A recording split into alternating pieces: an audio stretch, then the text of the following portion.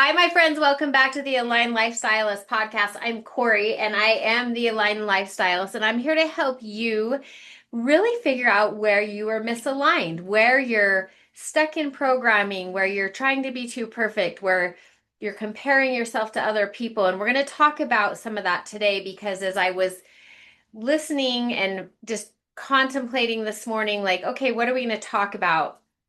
I got a lot of really cool downloads that kind of overlap with each other, and I had to take notes because it was just coming in so fast. And so please just I will be referring to my notes because otherwise I'll just get off on a tangent and forget what I feel like I was really meant to share today. But if you're new, welcome. I hope that you love what you hear, and if you are not new, welcome back. Thanks for coming. Thanks for supporting. And for anybody out there that likes what they hear, is getting something from the podcast, please give me feedback so that I know what to expand on more, what's maybe just like, I'm really trying hard to get this podcast aligned to what my mission is, what my business is as the Aligned Lifestylist. But as a manifesting generator, it's really easy for me to get all over the place. But I just have learned to understand that when I am recording something like this and it comes out, it's usually meant to be said because somebody needed to hear it, even if it's just one person. And so it's really hard for me to stay on track, but I want this to be a place where you come and you're like, okay, what can I do to find my true inner self? And you know, if you've been here before, that human design, it is my passion. And I think that everyone should learn their human design. And you're going to see, if you follow me frequently, and you've been on my website, and that there's going to be some major shifts, because what I've realized over many years, but I haven't been ready to just kind of deep dive and totally do this differently. But I've realized that when it comes to any kind of change you're trying to make, especially when it's internal, like this is who I am and everything on the outside world is telling me not to be me, it's so in depth to make change, whether it's physical, emotional, spiritual. And so I created this podcast to support that and to help people on their journey. I'm in the process of creating a membership as well, but I realize that when I work with people on one-off appointments, it just is, it's not getting anywhere.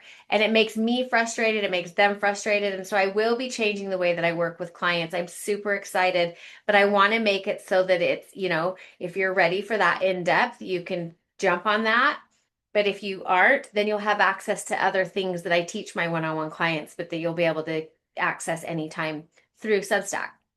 So, with all that business out of the way, I want to talk today about really just shifting your perspective and really understanding who you are at the core and why you struggle so much. Do you know most of us are unhappy because I'm just pulling up my notes. Um, we lack self-worth and self-love. We don't have trust in ourselves. We don't have a trust in our higher power. We maybe have made mistakes in our lives that have caused catastrophic events. And we see that as a mistake and we blame ourselves and have shame over it for our entire lives, when it was actually just something that transitioned us into the next space of our life. And so I don't like to say that we make mistakes because we're here to learn lessons. So we may have veered off track. You've heard me talk about your magnetic monopole and how we're always being magnetically steered back to that. And the more we learn about our human design and how we're designed to operate, it'll help us stay on that purposeful magnetic path. But we all veer off of it, right? And the lessons, the mistakes are what get back on track. And they show us what we do and what we don't want and how we feel. You do something that you don't feel super good about and you learned a lesson. I don't want to do that again.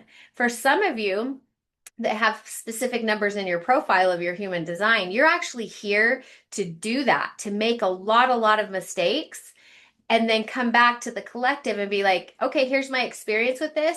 I'd probably do that, but I wouldn't do that. So we all have that to a point with all of our experiences, but some of us have it very deeply woven into our human design. And we are here to push edges, to make mistakes. And usually those people, when they were kids, were always getting in trouble or being told they weren't doing things right. And the sad thing is that what that did is it said, oh, your gift of trying new things and pushing the edges is not good. So we're going to tell you that that's bad so you stop doing it. And then you slowly over time as you grow into adulthood lose your truth. And so my goal is to help you not to fix yourself, but to rediscover who you truly are. So as I was walking this morning, um I just had this thought of why do we struggle with loving ourselves so much? Why is it such a hard thing to just be like, choose me? I'm choosing me. I don't feel good today. I'm choosing me. I don't want to do that. I'm going to say no. I'm tired of this situation, so I'm going to remove myself from it. I'm not happy at my job, so I'm going to start looking for how I can get out of that job. I have a dream. How do I create possibility around that? Those all come back to the fact that if we're willing to look at that and make those things happen instead of keep making excuses of why we can't change or staying in victim mode. Those things are all a part of our self-love and how much we value ourselves. And most people walking around the planet today have serious issues with their self-worth. And it came unintentionally, usually from well-meaning parents, well-meaning teachers, people in our lives that were trying to keep us safe, but they also crushed our voice. And so when we wanted to speak up and say, hey, I don't want to do that, or I don't like this person, I don't want to hang out with them, or this, I'm getting in trouble in school because I don't fit in here. We've been so molded to fit into this box. And so I wanted to read you a little bit about what I was thinking of this morning while I was on my walk. And one of those things that I thought of was what is hindering, so you can just the thing that's hindering our ability to love ourselves is not realizing that our inability to fit in the world where everyone is trying to be the same. So, in other words, we are constantly bumping up against our own truth when we try to fit in with what everyone else is doing. And we've been doing it since we were little kids because that's what our parents thought was the right thing and that's what we were taught. So, at some core deep level, your spirit is trying to tell you you can't be anyone but you. And so when you continually go, oh, I should go to college because that's the next step after school. Oh, I started this career and I hate it.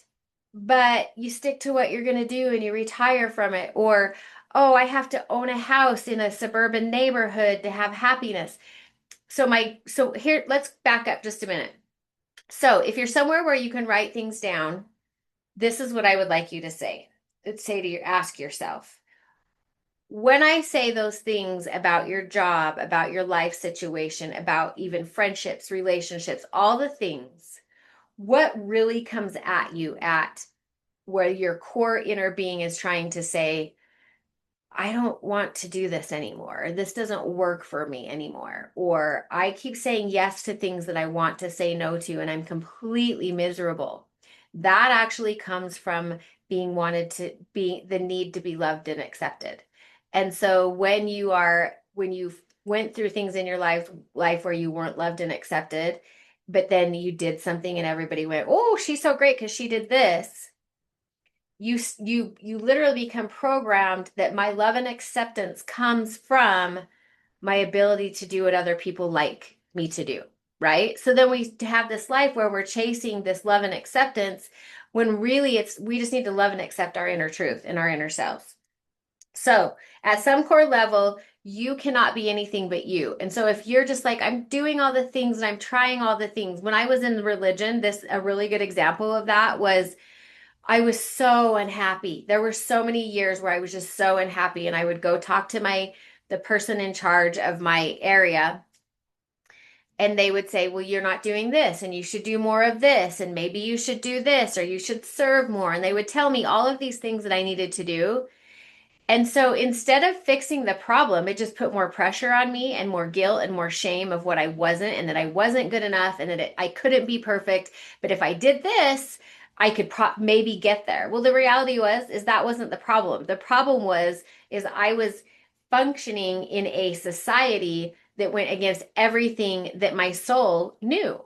And so when I started to rebel against the system, then there became guilt and shame and people coming to save me and nothing against religion, but if you can't be you in your religion, then somebody's trying to control you.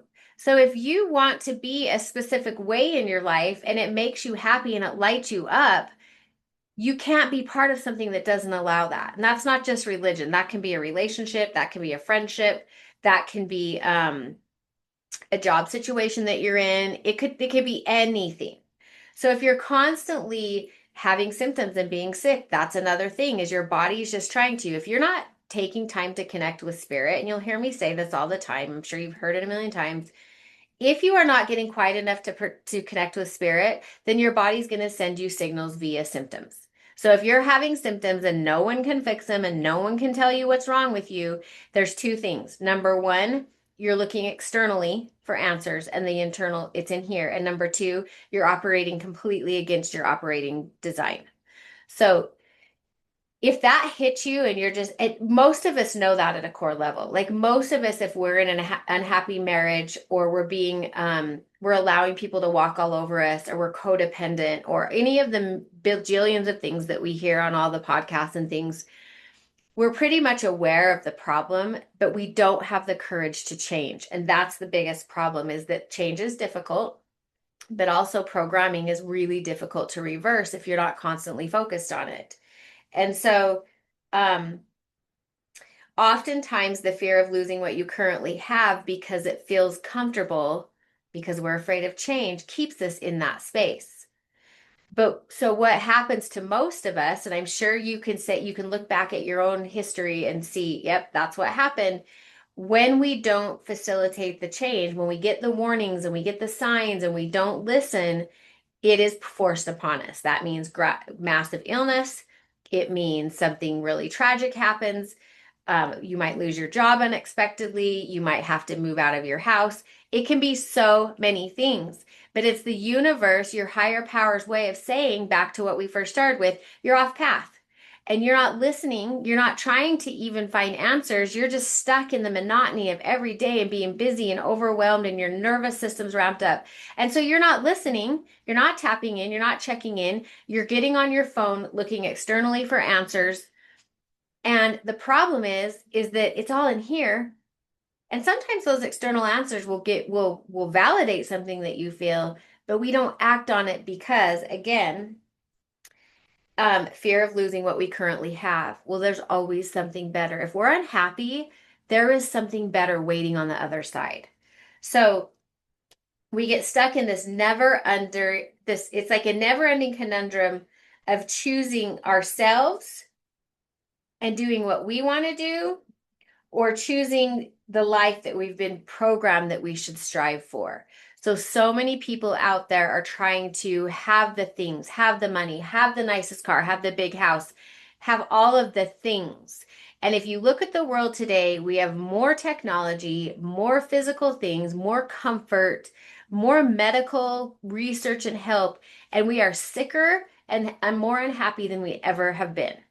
And that could be just that we're talking about it more too. I mean, I think we've been unhappy for many, many decades, but I think we're talking about it and we're seeing it more and we're also comparing ourselves more because we're seeing more of it.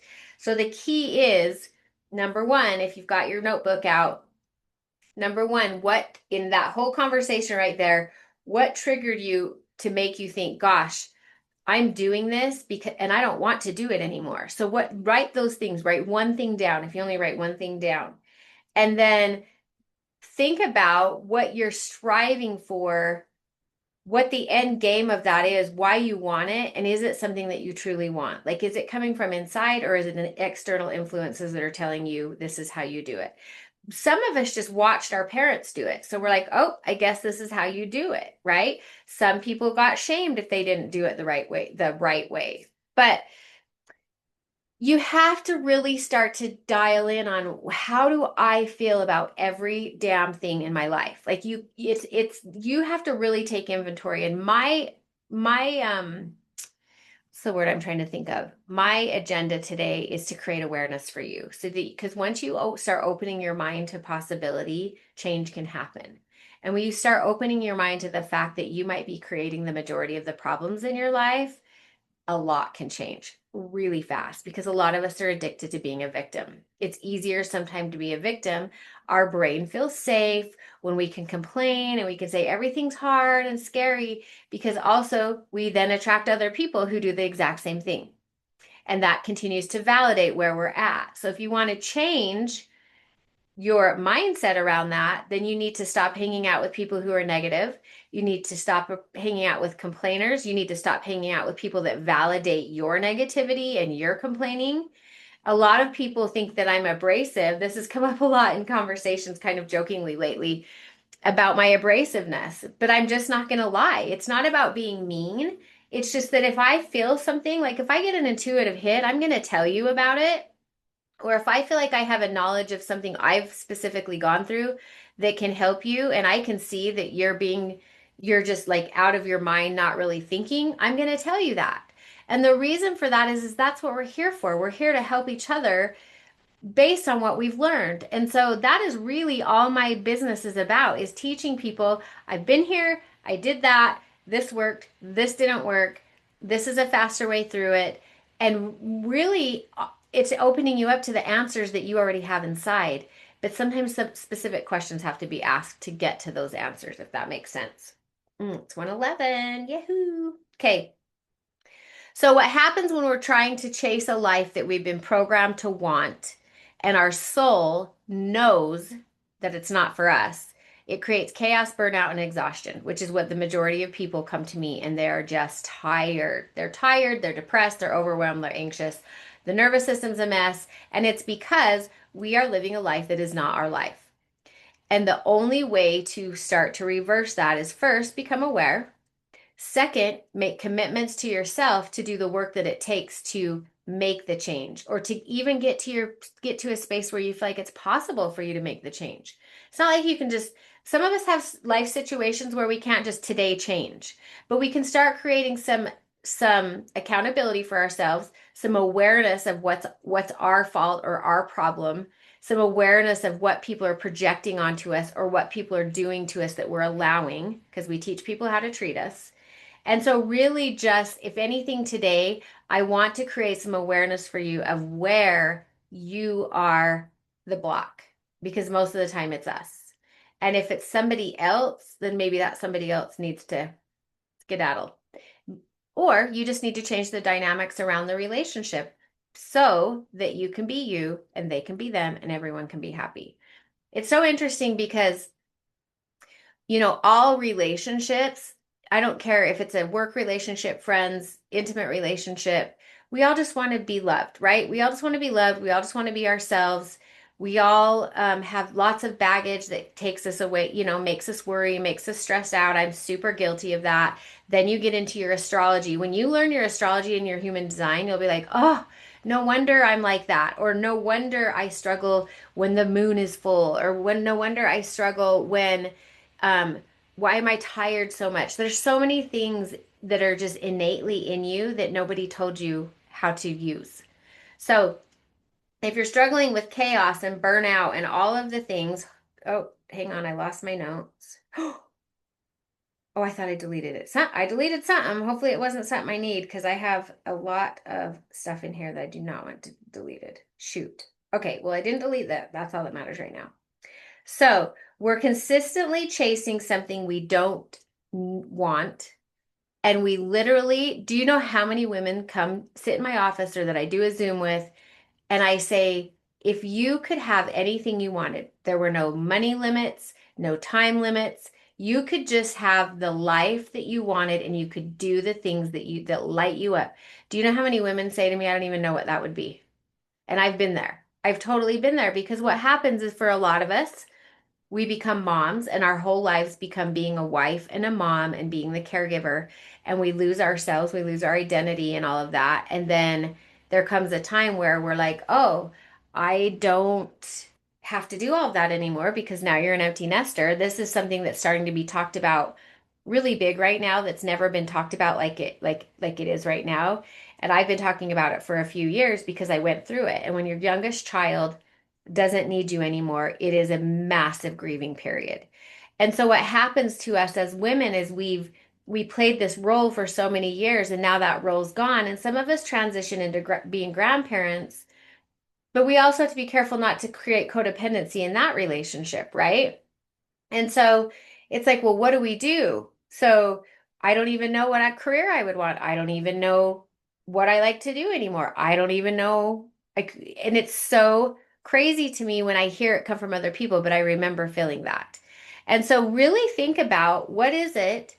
Start generating that. Like, what would I do? Like for me, it was like go back to doing all the things that you loved doing before you had kids because that was when I was more closer to my true self. That was before all the programming of what responsibility looks like and what parenthood looks like and all of the stuff that we get. And so what did you like to do? And I often have my clients go back to childhood and say, and I ask them, what did you like to do as a child? Like what was really fun to you? Because oftentimes those things can transition into adult activities or even careers. Um, so think about what is it that you're chasing that you don't even want? What is it that's exhausting you? Like, are you working to have a 6,000 square foot house, like, and nobody lives in it anymore because your kids are all grown up? Like, you have to look at logic in everything and go, is this what I want? And sure, real estate's the best investment, right? But not all of us are meant to have that, or not all of us need a giant space. I was just watching a video this morning, a reel about some people that have been living in a bus for 7 years. And they've made this bus like a little house and then it has an outdoor patio.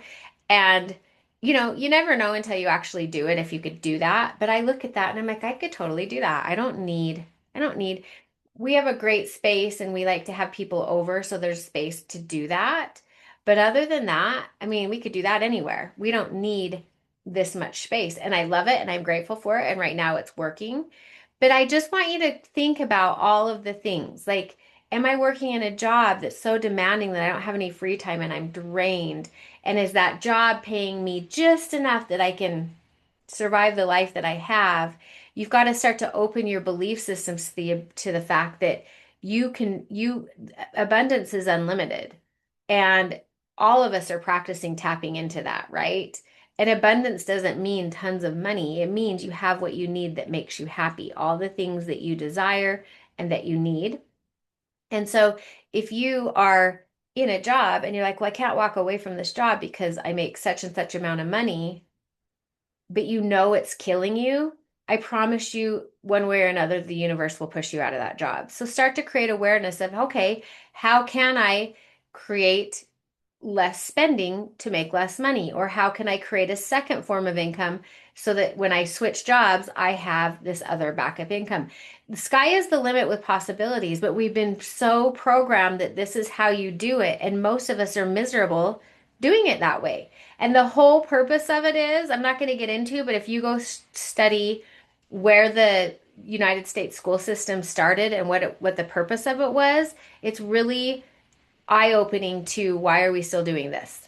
So it's why I believe so many people are leaving and homeschooling now is because they're realizing this system is just built to make us conform. Period. We are teaching human beings to conform. It happens in families, it happens in religion, it happens in school. And so, yes, there's rules to living, but we are all the same. So we're not all going to live life the same. Okay, so I touched on this a little bit. Your higher power, God, universe, whatever you believe in, is waiting for you to connect. It's just like I'm going to get off on a tangent for a minute. A lot of people are having estrangement from their adult children, a lot, including myself. And it's really heartbreaking. And I'm so truly grateful that I've done the work that I've done on myself that I realize that we all get to choose, right? So we get to choose how we perceive other people, how we take what they do to us. We get to also understand that we're all on our own journeys and we don't get to choose what other people do. And so I think that my take on all of this, if you've got estranged family members and it's really really making you just it's in the beginning for me it was really hard and it's still hard every day, but you look at the higher purpose. What is this? What is that other person needing to figure out on their own that they just don't need interference with? Because a lot of us, even as parents, we're just overbearing. And I think a lot of kids in this day and age are just like, I just want to go do my thing. I just want to do it. Sometimes maybe you've done something that you didn't even realize that you did, and you can't control that, right? So it's looking at what can I control and what can I not. And so um, if that's happening with you right now, look at it as a way for you to not only do your own work, but to now you have time. You have more time to do the things that you are here to do. And when you look at all of that from a spiritual level, I believe we have soul contracts and we knew exactly what was going to happen when we came here. So rather than being angry and mad and hurt all the time and letting it affect your energy, just try to look at it as, you know what? This was part of the plan that we created together to have this human experience. And yeah, it's hard. It's hard because we're humans. But on the bigger picture, if you can just imagine that I knew this was going to happen and I knew it was just such a small amount of time and you know the reasons behind it, the growth that was going to come behind it, then it helps for me, it helps ease it up. So I'm not trying to minimize any of that for anyone, but my point is that um a lot of times we create busyness around what we want to avoid when we have feelings that we want to avoid. And it's really important to feel the feelings. It's really important to sit alone, connect with spirit, let spirit help you get through the hard stuff. Because what I think people are really doing right now is they're jumping on Facebook or Instagram. And last week, I don't get on my phone and scroll a lot anymore, but last week I just had some time at the end of the day. I went out on my back patio and I started scrolling, and there's a lot of interesting stuff on Instagram.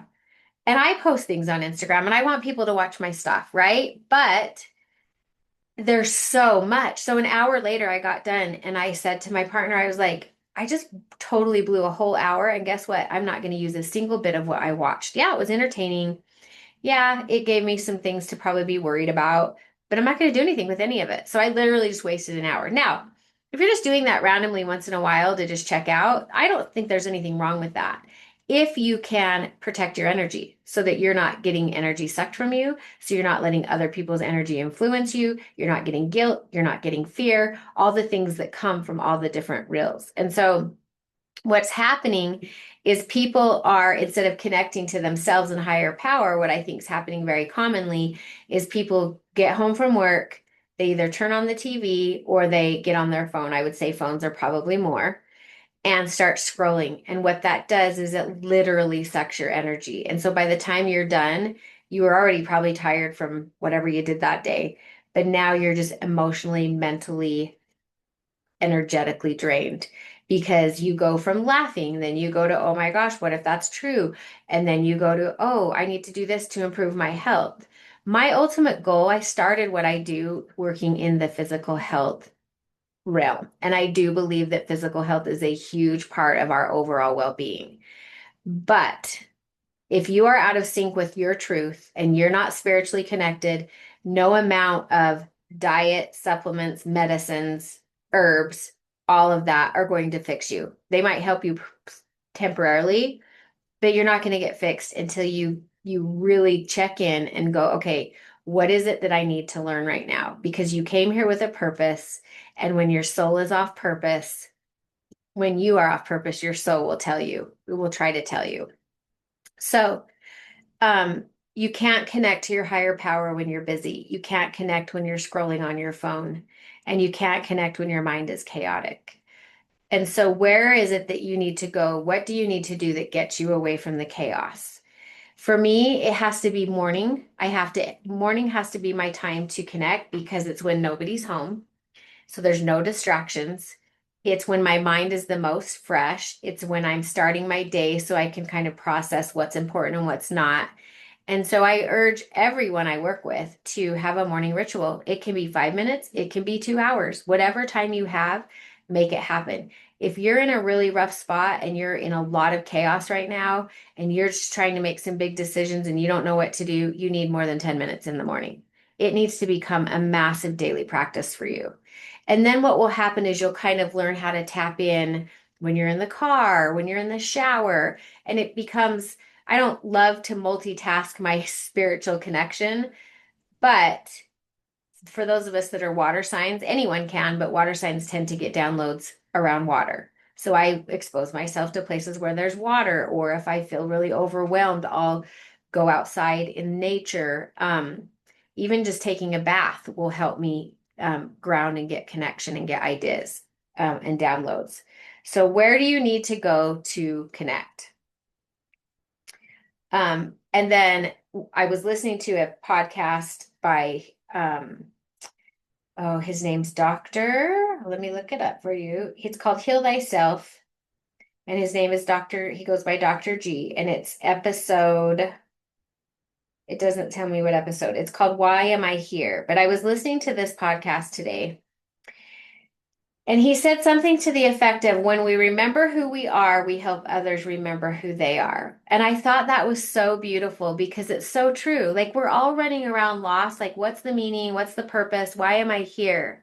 And as you strive to figure out your purpose, you get to help other people find theirs. And if we all could just do that for each other, think what a different world this would be. So, um, I think it's really it's just I know I talk about this a lot, but it's so important for you to make time to get quiet.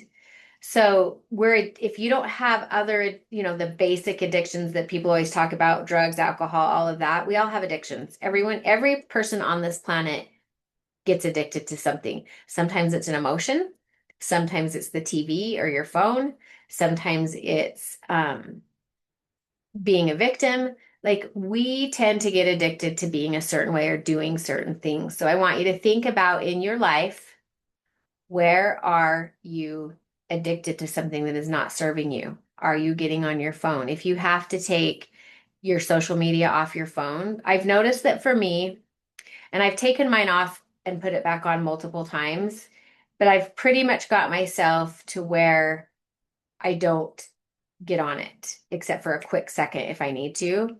Not always, I'm not perfect, but I've trained myself to not constantly get on it and look at it, and that when I do, I don't stay on it. And so, but what I notice for me is that I oftentimes have my phone on my dresser in my bedroom. So like when I'm trying to avoid it, I'll put it on the dresser in my bedroom, but if I walk into that room, I will automatically pick it up and look at it. So if that's you and you're with your phone and you're constantly it's like it's a programming in your brain because your brain gets a dopamine hit from a new text or from something cool, anything on your phone, anything bells and whistles, right? So you've now programmed your brain to go, what I need a dopamine hit, I need to pick up this phone. So it's totally unconscious. So what you need to do is figure out what it is that makes you pick up your phone. I took all my notifications off my phone. I do get phone and text notifications. Somebody gave me a tip the other day because I never turn my sound on my phone.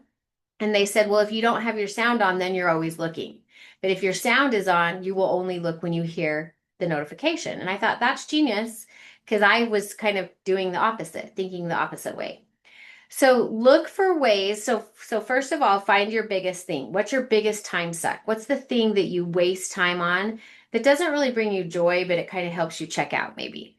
So find that thing and then you've got to figure out how to get it out of your habit stacks. Okay. So whatever you habitually do that you want to remove, you got to get really conscious about it.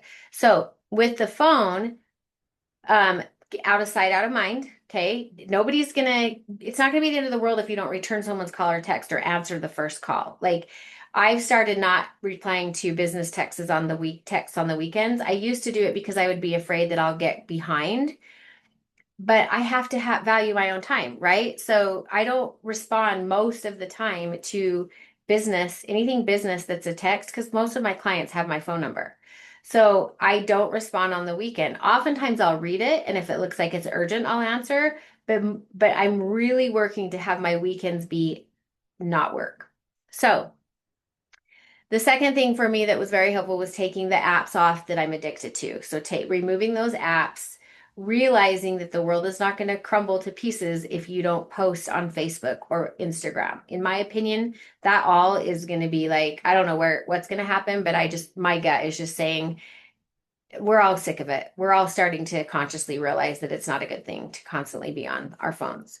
So I don't know. I think social media is going to change in some way. I think we're probably now addicted to ChatGPT. So you've got to figure out your thing and then take the steps to mitigate it or eliminate it. But most of our stress is coming from those things. And if you're stressed out, you can't change. You can't fix your health. You can't get in a space where you feel confident to make changes. And that's why it's important that you have the people that can help and support you. If people are not on your team, on your side, then they don't need to be part of your existence, because if they're not helping you, if they're causing anything negative for you, then you need to just put them aside. Okay? Just, I don't have time for this right now. Love you. You're keeping me in my victim mode and I can't do that anymore. So I have to take a break. Um, but really being conscious of where your time is going. And that's a funny irony for me right now, because I'm trying to be less conscious of time and not be, unless I have an appointment during the day, I try to really just go be in the present and go, okay, when my body says I'm done with this, I'm done with this. So today I'll be in my office all day because I'm working to totally revamp some of my things that I'm doing, but my body will know when I'm done. So I don't need to pay attention to the time. I just need to pay attention to how I feel. And when I start to feel the flow stop, that means time to move on to something else. Um, so just start paying attention. Really, that's the biggest thing, is just start paying attention to where your energy is going. What are you putting energy into that is not reciprocating? Period. Everything that you do, if it's aligned for you, will be flowy. It doesn't mean things won't be hard, but you will get signs and signals and pings and synchronicities and all the things to show you that you're on the correct path. We are the number one block. I am the number one block of anything that I don't have or that I make hard in my business, out of sometimes it's laziness, sometimes it's lack of belief that it could be that I can do something specifically. And a lot of it's just that old fear. And if you're in fear, nothing can happen for you in fear. So we've got to get to the root cause of, where is the fear coming from? What programming taught me that everything is scary, that change is scary, that if I fail at something that it's scary? Just, I can't tell you how great it is to be in a space where you just trust. You're just like, okay, I'm going to do what I know I need to do, and I'm going to trust that my higher power is going to show me the way. It's going to put people in my path that I'm supposed to meet. It's going to put the correct clients in my path that I need to help. It's going to bring me the people that can help me. And so plug into that. Plug into the things that can help you.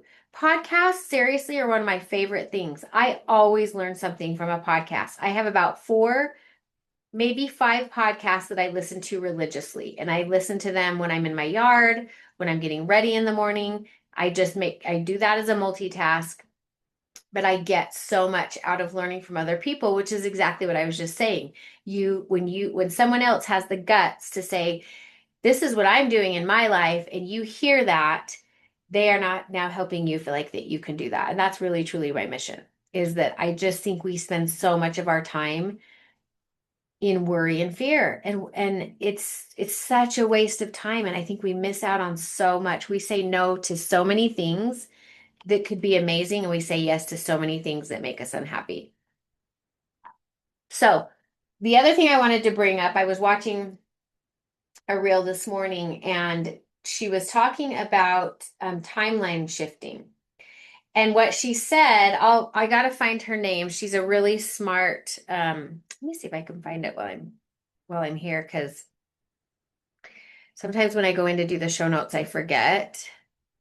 Um, but I think I'm hoping I'll remember. I want to say I bookmarked this one because I was just like, oh, that is super, super genius and smart. But look at me. I probably don't even know how to get into my bookmarks. I bookmark so much stuff and then I never go back into it. Okay, saved. Let's see if I can find it. Hmm. Maybe I didn't save it. I'll try to find her. Oh, okay, here she is. Her name is Dr. Alja Pagornik. Aljapodgornik. So she talks about some really deep stuff. So if you're not into the really deep, out there stuff. It might not be your thing, but she's also very, very, very intelligent, very educated. And she said something today about when we're stuck, um, we're just in the wrong timeline. And how do we get off that timeline? Because we are constantly manifesting and creating what's in our head, right? So if we constantly are like, oh, this is how my life's supposed to be, I'm stuck in this job, I'm nothing's that, I have so many clients that are like, well, nothing's ever going to change because I don't know how I'll ever make more money, or they're trying to hold on to things that are a material thing, that it's like, just let it go. It's causing you so much stress. Like your whole life's going to change when that stress goes away. So just the material things do not matter, right? Unless it's like food, or we have to get away from all the material stuff and the getting the things to be like everybody else. Like if you get stuck in that cycle, you will have no free time. So anyways, what she was saying is that most of us are on a specific timeline where there's limitations. And she was talking about how to shift your timeline. And she said, um, conscious redirection of energy and attention towards new possibility. So if we don't think something's possible, if our belief system and it's kind of like the same thing with positive affirmations. If you don't really believe it, it's not going to change anything. You have to get to a space where you're in such good connection with your higher power that you're like, okay, if this is meant for me, it's coming to me, right? And then trusting the timing of that. But the biggest way to change what's happening in your life is get really conscious of where you're putting your energy and where you're putting your attention. And do you have any of that being pointed towards new possibility? Um, Making a conscious commitment to a reality different to what is presently seen. So we've talked before, and you've heard a lot of people talk about when you can visualize the outcome, what it looks like before it happens, your brain, and paint an actual really detailed visual picture or even audio. Your brain does not know the difference between what's true and false. It's the reason that we can so easily talk ourselves into a bad mood or be in a good mood, because our brain is just following our lead. So if we sit and say, oh, everything's terrible, I can never get out of this situation, you can change a lot of things really, really fast if you just realize that you have the power to and you're choosing not to. So, but you have to commit that you to yourself that you want a reality that's different from the one that you're presently seeing. Because if you can't start to show your brain there's other possibility, it's always going to keep you in the same space, because to the brain, to the logic, that is safe. It's what it knows. It's all it's seen. So when you go to say, "Oh, I'm gonna take a leap and do something different I've never done before," the first thing your logic does is go, "Oh, that's gonna be scary. What if you fail? What is your mom and dad gonna think? What are all your friends gonna say? What if nobody supports you? What if you don't make any money and you lose money?" So your brain's going to give you all the facts of all the shitty things that could happen. Your interior, what I always talk about, that inner feeling, whether you're a mental authority, sacral, emotional, there's multiple authorities. Your authority in human design is how your body tells you what is correct for you. And most of us know it. We just weren't trained how to use it. So when you understand how to use that decision-making process, when you start saying, I want this, your body will physically tell you before your brain can even kick in and say, that's a no. Your body will be like, oh, yes. Or it'll be like for a mental projector, let's say I just did a chart on a mental projector not too long ago. They have to actually speak. They have to hear their voice to get their answer. So if you're with somebody who's a mental projector and they ask you a question and they say, what do you think about this? And you have a conversation about it, they don't want your feedback. They just need to hear it come out of their mouth. But what's interesting is that commonly what I hear is that their partner or their friend or whoever they commonly go to for stuff will say, you always do the opposite of what I tell you I would do. And it's because once they get that out of their body and they hear their own voice speak it, then their body goes, oh yeah, that's not for me. Or, oh yeah, that's what I want to do. And so it's interesting because going back to relationships, those are the kind of stupid things that people get in fights about, because they're like, well, why do you even ask me? You always do something different. But if you understood each other's human design, you would see this is just how I'm designed to operate. It has nothing to do with you. I just need to hear my voice. So if you're an emotional projector, you will have emotional projectors have a defined sacral, and they will have an immediate yes or no, but they are not supposed to make big decisions until they've rested on it, like 24 hours. So, for instance, if you've applied for a job and it's a job you really want, but there's another job that you really want too, and the people call you and they say, "We need to know tonight if you want this job." You have to have radical trust that if you're an emotional authority, that you can say, I would love to take that job. I just need to have a few minutes to put, whatever you want to say. I've got to think on it. I've got to line up my stuff to make sure it's actually a possibility. They're going to respect that. But you have been programmed, you got to make a decision right now. What if you lose this opportunity? What if you don't get that other job and you could have had this one? When you get aligned with your truth, you will understand that what is meant for you will find you. And so when you are applying for that job and you say, I think I think this is going to be a great fit, and it's a sacral yes, like yes, yes, you need to sleep on it. Because I can't tell you how many clients I've had that stay in um the same genre of job, and they're just moving up to make more money, but they never really love the actual job. And so they just keep saying yes to something and they're not changing their path. And so they're just always happy at the next level. I mean, unhappy at the next level. And so if you've been thinking, like, let's say you have those two jobs and you're like, I really want this one. This one would be good. This one I get the offer for. This one hasn't come in yet. And that offer comes in and you're still like, oh, what if I could get that other one though? 24 hours. Let me get back to you in 24 hours. And what that does is, number one, it builds respect and trust because you're being honest. What it does for you, if you truly get connected, is you understand that if they move on and they don't give you 24 hours, that job was never meant for you.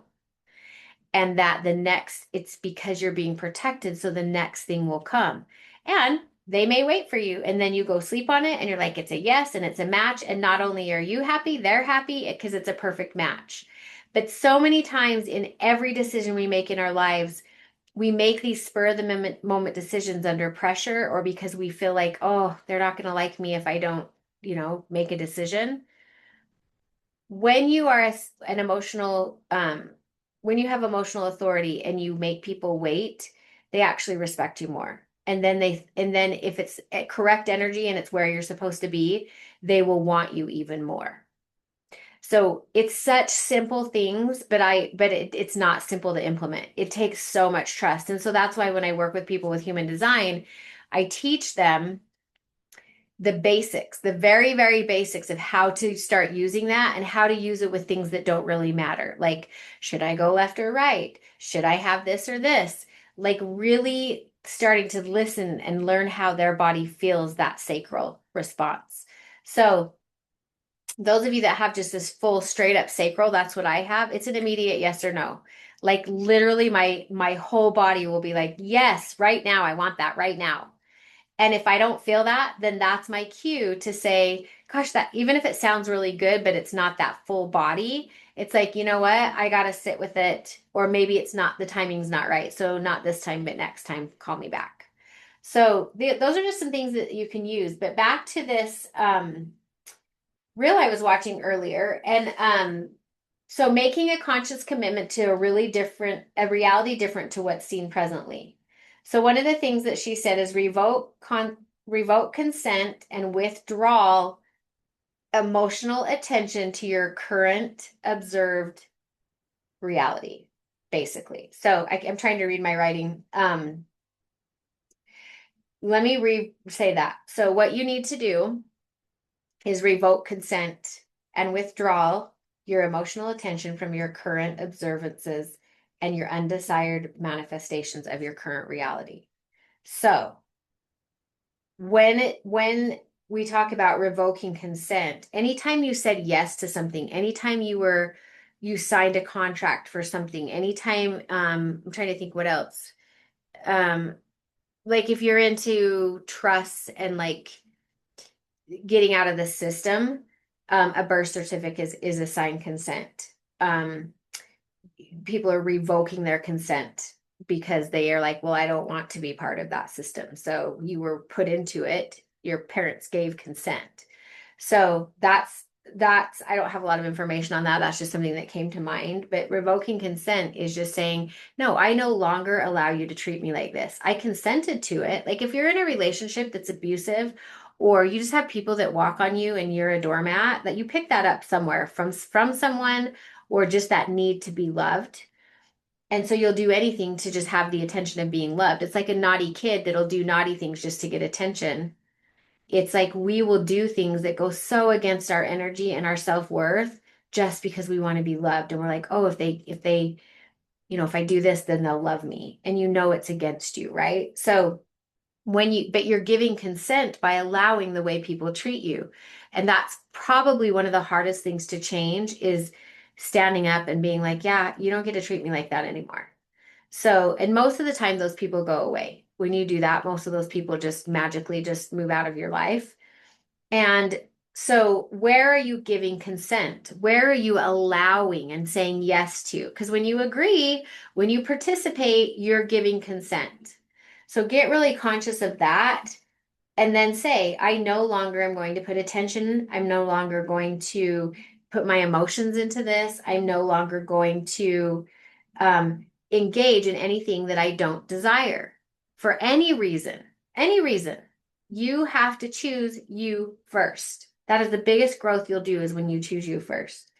So when you do this, that opens you up to new and future and well, present and future access to new ideas, blueprints, inventions, and events that will lead you to what you're trying to manifest. And so again, I'm quoting, this is quick notes I took during this reel I was watching, so I will give her credit in the notes. But just be really aware that what you want to manifest, all of those people, opportunities, connections, all the things that you want are on the other side of you revoking consent to the things that you don't want. So, too much concentrating on what you don't want or being stuck in the world of the busyness of trying to do all the things that everyone else is doing, it blocks your intuition.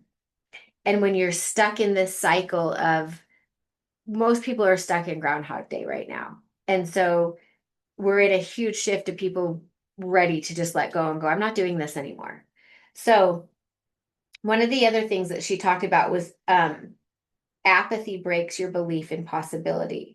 So when you're on the media, social media, when you're out in society and people are projecting that you're not good enough or that something's not correct about you, anything that when you're with people, this is another big thing about your human design. When you understand how your energy works and where you pick up other people's energy and how it influences you, that helps you start to realize that a lot of what you're feeling is projected on you from other people. It's not even your stuff, but you're feeling it, and so you just learn that this must be me. This must be my problem.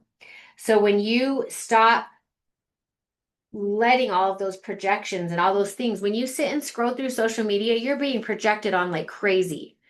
And so you have to get to a soul level to understand that anything is possible.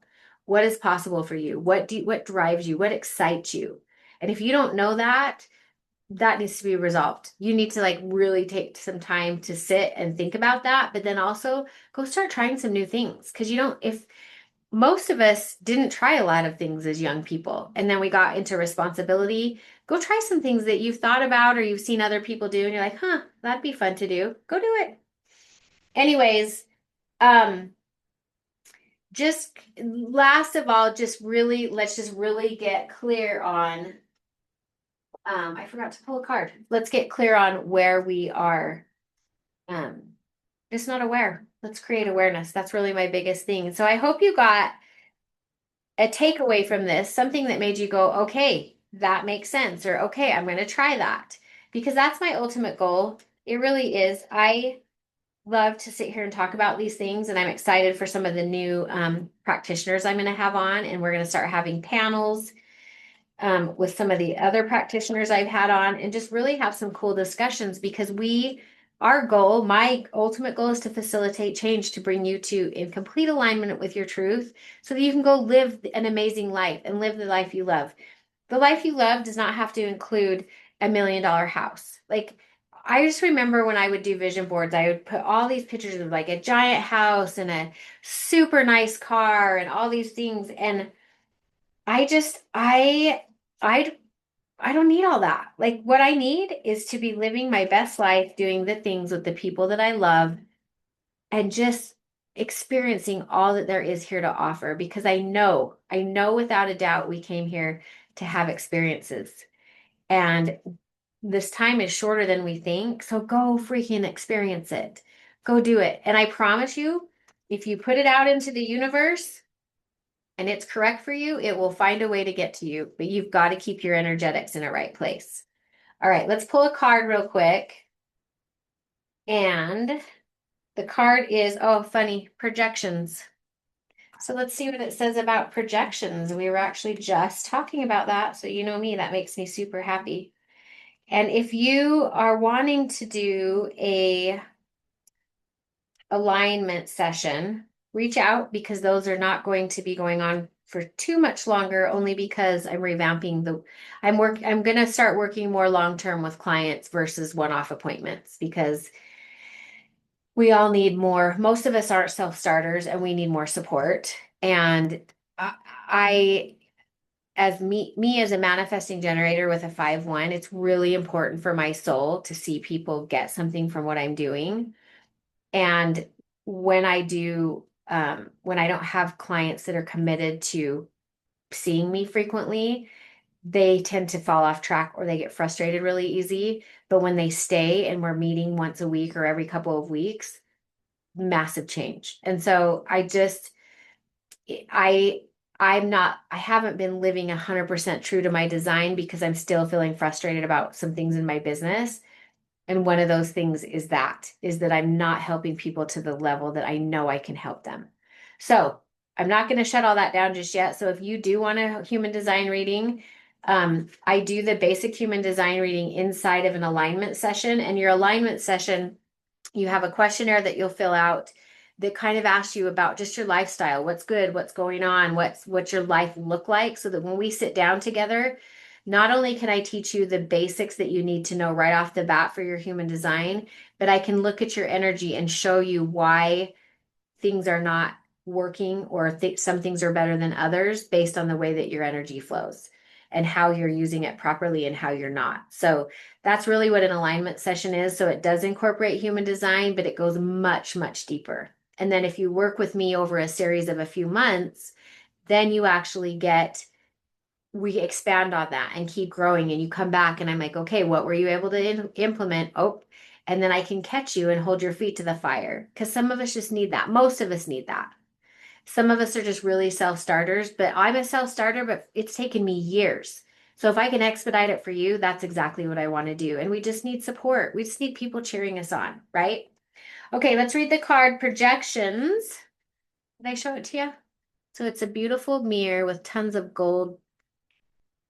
No, you can't see it very good. Anyways, this is from the Oracle deck, Rebecca Campbell, the Inner Temple Oracle Guidebook.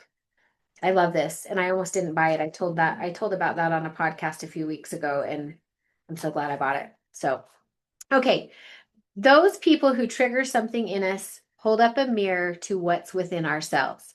Projection is a defense mechanism whereby we mistake what's going on within us for what's happening in the world around us. Nevertheless, that which we avoid facing will show up in our lives as fate. Those feelings, behaviors, or beliefs that we choose not to explore, admit, name, or claim are projected onto those around us. This is why shadow work is crucial, as without it, that which is in the unconscious will continue to appear in the external world. Gosh, must be time to be done. Let me reread that. This is why shadow work is crucial, as without it, that which is in the unconscious will continue to appear in the external world. There's wisdom in the saying that when you're pointing your finger at someone else, turn it around and look back at yourself. Of course, it takes courage to do this, for it requires us to delve into the shadows of our psyche. Excuse me. Okay, sorry about that. You know it's real when somebody's choking on a podcast, and I'm not going to edit all of that out because I don't have time. So I'm going to tell you why that's happening right now as I'm reading this. So let me finish reading it. So there is wisdom in the saying that when you're pointing your finger at someone else, turn it around and look back at yourself. Of course, it takes courage to do this, for it requires us to delve into the shadows of our psyche, but we'll find the gift of freedom here. We can be triggered by those who we despise as well as those we admire. Who frustrates or triggers you the most? What is it about this person that you can't stand or that you admire the most? How does this quality relate to the way that you think about yourself? So the soul inquiry is who is triggering you? What is it that's triggering within you? What is it that it is triggering within you? Be brutally honest with yourself. What are you being called to do? So the reason I already am aware of this and have been working on this lately and been extremely aware of it, but I truly believe that my body is always telling me stuff. And so when I started coughing, the thought that came through my mind is that I'm really struggling with people who are judgmental, like really struggling. And I used to be one of the most judgmental people. And I've realized now that when I get triggered by someone who's judgmental, it's reminding me that that's not gone, that I'm still doing that. And it's just in a much more less obvious way. And so some of it's inside my brain, like when I'm like judging someone for my own projections I'm putting out. And so it's really interesting when you start thinking about projections and how most of when people are angry at you or bothered by you, it's because they're projecting something like, and oftentimes, especially if you're like a five, there's other gates that have this as well in human design, but fives tend to hold up a mirror. And it's really until you understand the logistics behind that profile number, you struggle a lot with wondering why people like or don't like you. And so as a five, you're holding up a mirror. And so fives tend to have massive auric energy and are very magnetic, attract people very easily. But they also have this mirror that they're holding up. And when people get in the energetic field of a line five, they feel that and they see that mirror. And it's like, she's showing me what I need to change. And they either love it and they like say, she can help me. I'm grasping onto that. Or they say, oh, not ready to look at that yet. I can't be in her space. So if you're a line five, that's one of the biggest things that just was like a huge aha moment to me to go, oh my heck, I don't need to be liked by everybody, right? We all attract that when we're in our correct energy, being our true authentic self, we attract everything and everyone that's supposed to be in our life. And so when we get offended because people don't want to be our friend or aren't attracted to us or the right job doesn't come to us or our friends getting all the thing that they need or our partners like not being how we want. So much of that is about projection, but a lot of it's about our energetics. Like when you understand how your energy is and how you give it out and how you absorb it and amplify it from other people, it is life changing because then you can stop going, what is wrong with me? And start going, oh, this isn't even my problem. I'm just picking this up and I'm feeling it.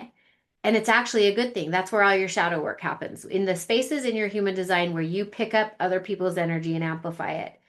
Because you're able to feel it from all people, whether it's emotional energy, fear energy, thought energy, it like gives you like a lot of knowledge on that specific energetic. And so as you learn to go, oh, this isn't mine. This is mine. This is not mine. This is mine. This is not mine. You've now experienced a lot of different aspects of that energy. And so you're actually able to help others with it. So if you're in correct alignment in your human design with your career or your business, it usually has something to do with those open centers, those shadow aspects of your design. So that's all for today. I know it was a lot. I would love to hear what resonated, what you loved the most. If you have any questions, you'll see at the bottom of the You'll see at the bottom of the show notes where you can book a session if you would like to do that. If you want to see more about what I'm doing and more podcasts, everything I have is on Substack at the Align Lifestylist. My website is there, information on human design, hair analysis, um, and then just anything with the podcast is there. And so that's where everything's going to be going forward. If you are wanting to be part of a community of women, that is the place that that will all be housed. But right now, I still do have the Women Wellness and Woo Woo page on Facebook.